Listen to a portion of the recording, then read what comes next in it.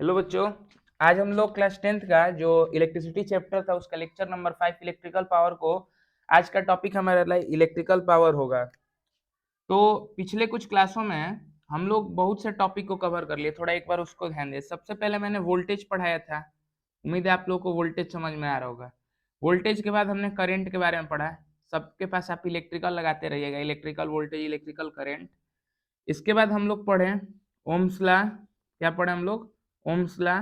फिर जस्ट इसके बाद पढ़ लिया हम लोग रेजिस्टेंस के बारे में। रेजिस्टेंस रेजिस्टेंस पढ़े तो उसी से जुड़ा हुआ एक टॉपिक था रेजिस्टिविटी। क्या था?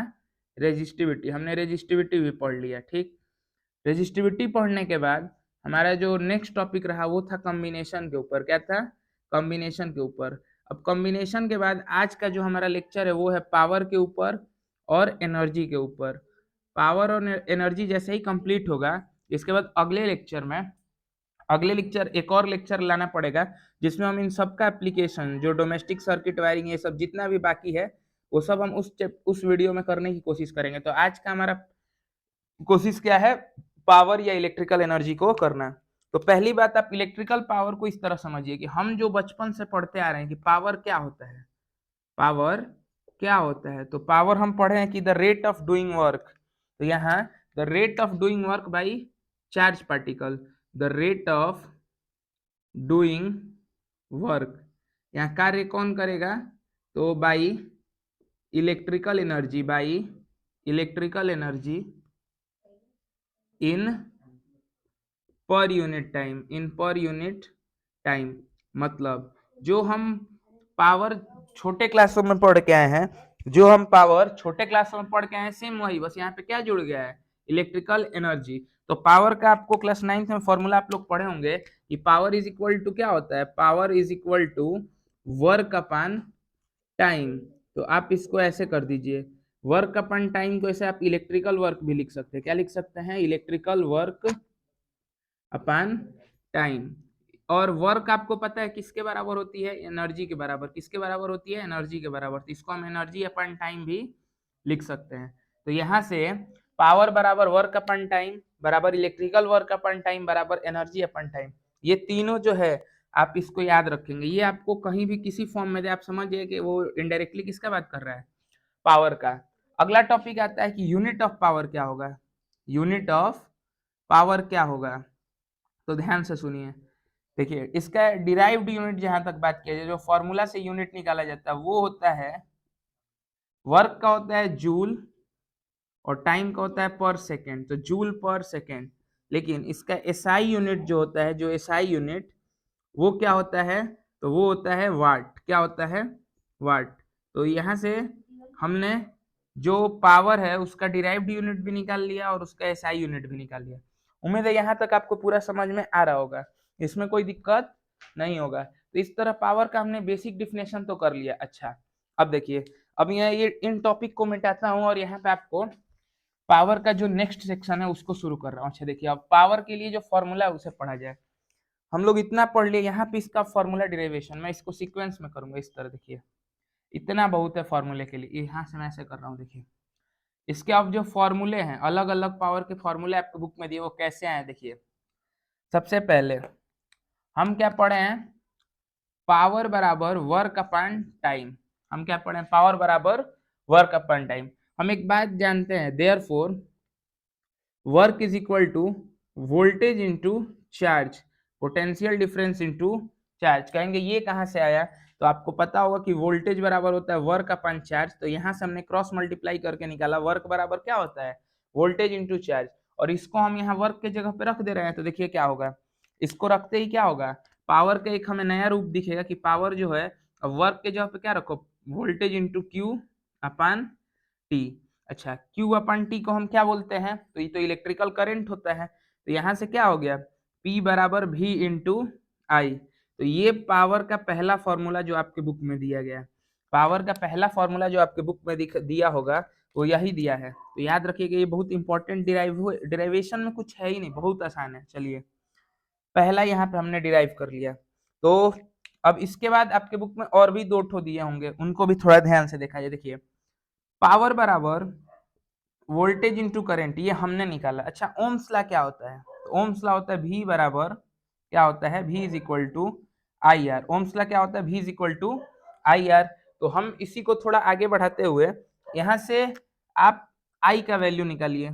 I बराबर क्या होगा, V अपन R। I बराबर क्या होगा, V अपन R, और I के जगह पे रख दीजिए तो ये कुछ ऐसा दिखेगा, P बराबर V इंटू V अपन R, और मल्टीप्लाई करा देंगे तो V स्क्वायर अपन R। अब देखिए ये एक और नया रूप दिख गया हमें कि P बराबर क्या हो गया, V स्क्वायर बाई R। देखिए ये भी कितना सही है आपस में, P बराबर V square by R, P बराबर V स्क्वायर बाई R। तो ये था फर्स्ट जो मोशन का ये पावर का फॉर्मूला निकला, और ये सेकंड फॉर्मूला निकल गया, यहाँ पे सेकंड फॉर्मूला निकल गया। यहाँ पे थर्ड फॉर्मूला डिराइव किया जाए। थर्ड फॉर्मूला हम यहाँ पे देख रहे, देखिए third formula of power, third formula of power. देखिए पावर के तो फॉर्मूले बनाए जाए तो कितने भी बन सकते हैं, लेकिन इन तीन फॉर्मूला से ऑलमोस्ट सारे सवाल हो जाएंगे। देखिए जो पावर है इसको हमने क्या लिखा था, वोल्टेज इंटू करेंट। अच्छा ओम्स लॉ में V इज इक्वल टू क्या होता है, आई आर। तो V के जगह पे हम क्या कर दे, आई आर को पुट कर दो, तो आई आर इंटू आई क्या हो जाएगा, आई स्क्वायर आर। तो P is equal to I square R. यहाँ से हमने पावर का जो थर्ड फॉर्मूला है, जो पावर का थर्ड फॉर्मूला है वो क्या कर लिया, डिराइव कर लिया। यहाँ से हमने पावर का थर्ड फॉर्मूला डिराइव कर लिया। तो ये थर्ड फॉर्मूला है किस चीज का, पावर का। थर्ड फॉर्मूला है किस चीज का, पावर का। अच्छा कहेंगे ये सब क्या है, एक बार फिर से रिवाइज कर दे रहा हूँ। पावर क्या होता है, rate of doing work is known as power, rate of doing work is called as power. अच्छा ठीक है, पावर ये हो गया, पावर का formula work upon time, energy upon time, जो भी कहना है। इसका डिराइव्ड यूनिट क्या होता है, जूल पर सेकेंड, और एसआई यूनिट क्या होता है, वाट। इसका पहला फॉर्मूला क्या आया, P is equal to V into I, दूसरा क्या आया, V स्क्वायर बाई आर, और तीसरा क्या आया, आई स्क्वायर आर। तो यहाँ से हमने पावर के तीनों फॉर्मूले, पावर के तीनों फॉर्मूले डिराइव कर दे, और उम्मीद है आपको सब चीज समझ में भी आ रहा होगा, कोई दिक्कत नहीं होना चाहिए। ठीक है चलिए अब सुनिए, पावर के तीनों फॉर्मूले तो डिराइव हो गए। अब इसके बाद आप पावर के सारे क्वेश्चन कर सकते हैं। आपको किसी में वोल्टेज देगा, किसी में करंट देगा, आपको बस ट्राई करना है कि हाँ कहाँ पे कौन सा फॉर्मूला लगेगा, बस ये पहचानने आना चाहिए। हम न्यूमेरिकल का भी एक सीरीज लाने की कोशिश करेंगे एग्जाम से पहले कि आपकी न्यूमेरिकल प्रैक्टिस भी हो जाए, लेकिन आप ध्यान से सुनिए अभी। और अब इलेक्ट्रिकल पावर टॉपिक तो खत्म हुआ, थोड़ा सा इसमें एक और इससे जुड़ा हुआ टॉपिक है, कमर्शियल यूनिट ऑफ पावर। क्या है, कमर्शियल यूनिट ऑफ पावर, कि ये क्या होता है, अब ध्यान से सुनिए। अगला जो टॉपिक है वो है commercial unit of power, commercial unit of power. ये क्या होता है, कमर्शियल यूनिट ऑफ पावर। मेरे बातों को ध्यान से सुनिए।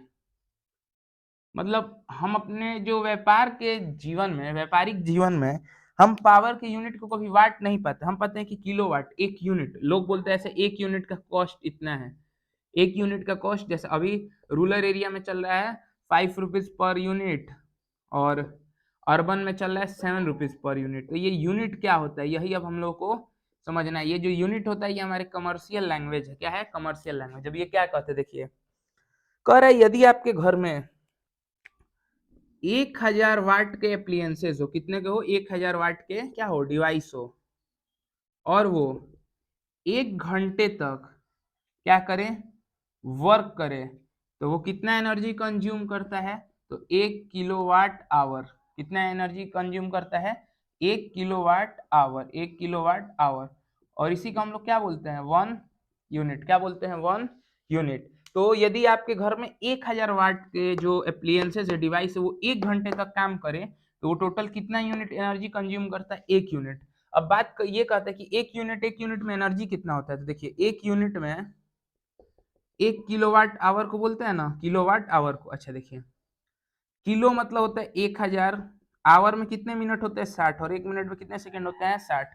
6 6 जा 36, और 10⁵ इसको बुक में ऐसे दिया होगा, 3.6 इंटू 10⁵ जूल।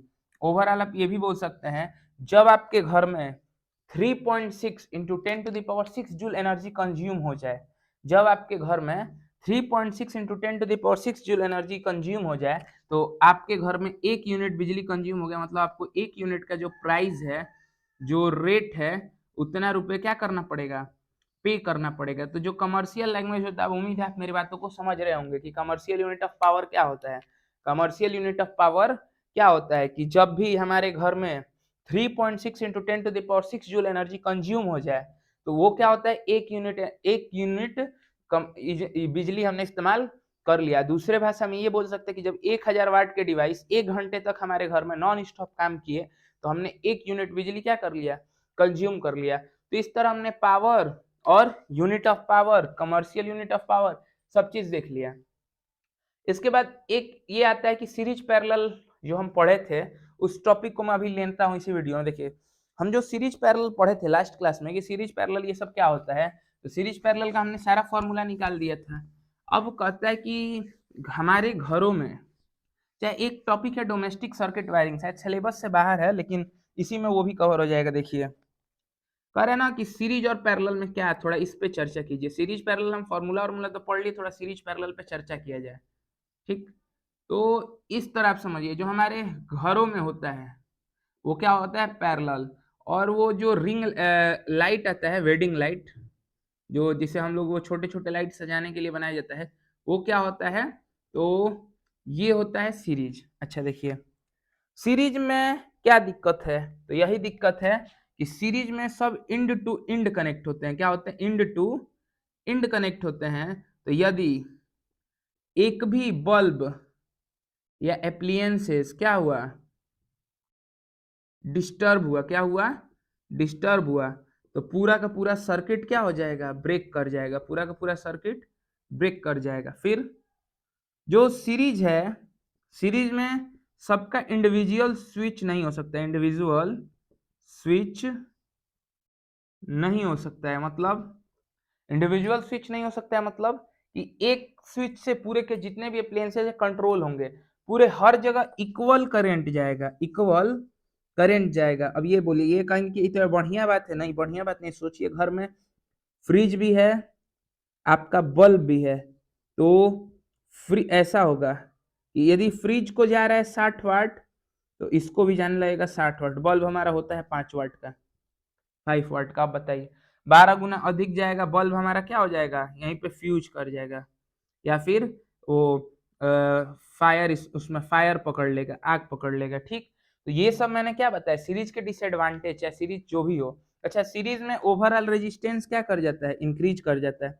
ओवरऑल रेजिस्टेंस क्या करता है, तो इंक्रीज करता है। इंक्रीज करने का मतलब जब रेजिस्टेंस इंक्रीज करेगा तो कंजम्पशन ऑफ एनर्जी, जो कंजम्पशन ऑफ एनर्जी है वो भी क्या करेगा, इंक्रीज करेगा। कंजम्पशन ऑफ एनर्जी भी क्या करेगा, इंक्रीज करेगा। उम्मीद है इतना आप समझ रहे होंगे। ठीक है चलिए अब आया जाए पैरेलल की बात किया जाए। पैरेलल में जो होते हैं वो इंड टू इंड कनेक्ट नहीं होते हैं। तो याद रखिएगा कि पैरेलल में इंडिविजुअल स्विच हो सकता है, सबके अलग अलग हमारे पास स्विच हो सकते हैं, मतलब हम सबको अलग अलग कंट्रोल करते हैं। ठीक, इतना हो गया, चलिए कोई बात नहीं, इंडिविजुअल स्विच हो सकते हैं। फिर सबके पास वोल्टेज सेम होता है, वोल्टेज क्या होता है, सेम होता है, लेकिन करंट जो है वो क्या होता है, डिफरेंट होता है। तो इस वजह से हमारा जो घर है स्मूथली काम करे। जैसे फ्रिज के पास 60 वाट की जरूरत है तो 60 वाट जाएगा, और बल्ब के पास बस 5 वाट की जरूरत है तो बस 5 वाट जाएगा, लेकिन सीरीज में वही हर जगह क्या जा रहा था, इक्वल। अच्छा और क्या, इसमें ओवरऑल रेजिस्टेंस क्या होता है, ओवरऑल रेजिस्टेंस जो होता है वो क्या कर जाता है, डिक्रीज कर जाता है। क्या कर जाता है, डिक्रीज कर जाता है। ओवरऑल रेजिस्टेंस क्या करता है, डिक्रीज कर जाता है, जिस वजह से एनर्जी कंजम्पशन दूसरे के कंपेरिजन में क्या होता है, लो होता है एनर्जी कंजम्पशन। ठीक है ना, क्या होता है, लो होता है। तो हमारा जो बिल आएगा वो भी क्या होगा, लो होगा, वो भी क्या होगा, लो होगा। उम्मीद है आप मेरी बातों को समझ रहे होंगे।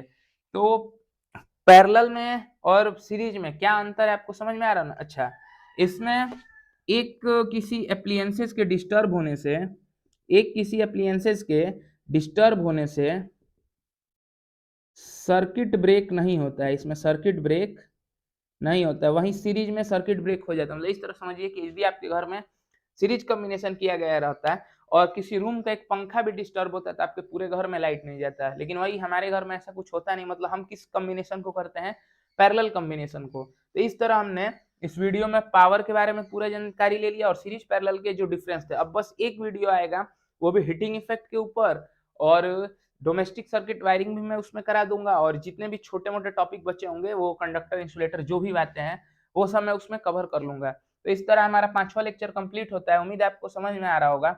आप इसी तरह हमारे साथ जुड़े रहे और अपना सपोर्ट बनाए रहे। धन्यवाद।